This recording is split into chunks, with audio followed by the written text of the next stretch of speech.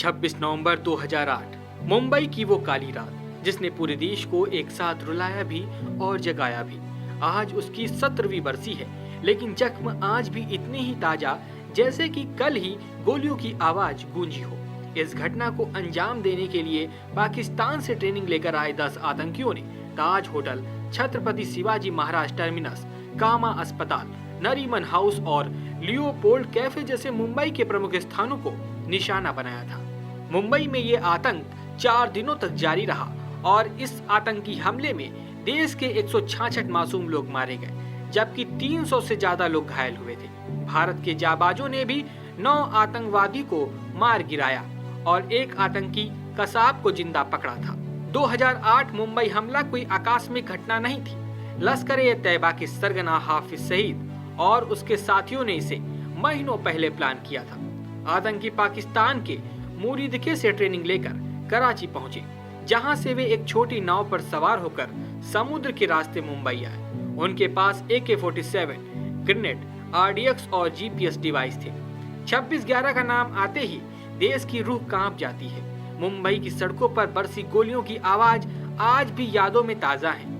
उस रात पकड़ा गया एकमात्र जिंदा आतंकवादी अजमल आमिर कसाब भारत की न्याय व्यवस्था, राजनीति और अंतर्राष्ट्रीय कूटनीति का सबसे बड़ा टेस्ट बन गया। लेकिन सवाल हमेशा यही रहा, आखिर कसाब को फांसी देने में इतना समय क्यों लगाया गया?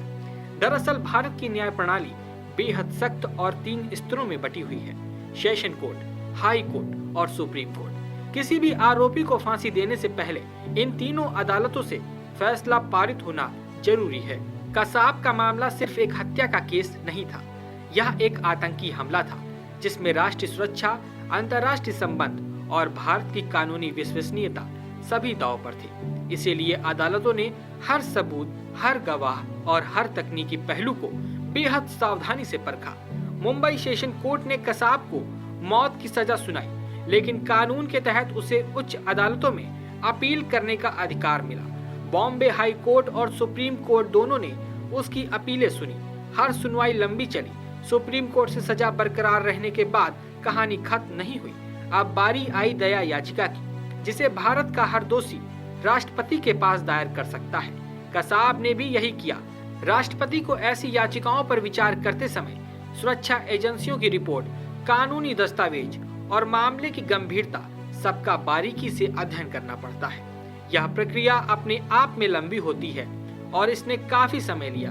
दुनिया के दूसरे देशों में ऐसे मामलों में तुरंत सजा दी जाती है, लेकिन भारत में पहले सुरक्षा, फिर खाना, फिर मेडिकल चेकअप, फिर हाई प्रोफाइल वकील और फिर सबसे लंबा खेल दया याचिका। हाँ, यही याचिका जो आतंकियों के लिए कभी कभी लाइफलाइन बन जाती है। मामला यह भी सरल नहीं था।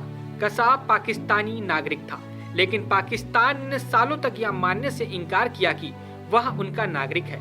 यह कूटनीतिक असहयोग भारत के लिए एक और बाधा बन गया। कई अंतर्राष्ट्रीय औपचारिकताएं, दस्तावेजों की पुष्टि और द्विपक्षीय दबावों के बीच फांसी की प्रक्रिया और भी लंबी हो गई। आखिरकार 4 साल की लंबी कानूनी, राजनीतिक और कूटनीतिक यात्रा के बाद 21 नवंबर 2012 को अजमल कसाब को पुणे के यरवदा जेल में फांसी दे दी गई। 26 नवंबर 2008 को उस भयानक रात से लगभग 4 साल बाद न्याय की यह प्रक्रिया पूरी हुई। ब्यूरो रिपोर्ट, सरकारी मंथन।